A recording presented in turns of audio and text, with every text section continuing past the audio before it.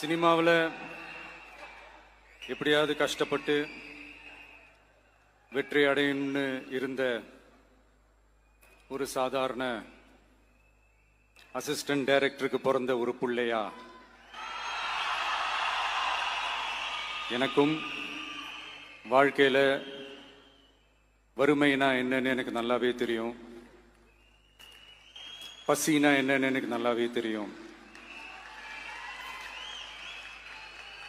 நான் ஒன்றும் பெரிய மன்னர் பரம்பரையிலிருந்துலாம் வந்துடல.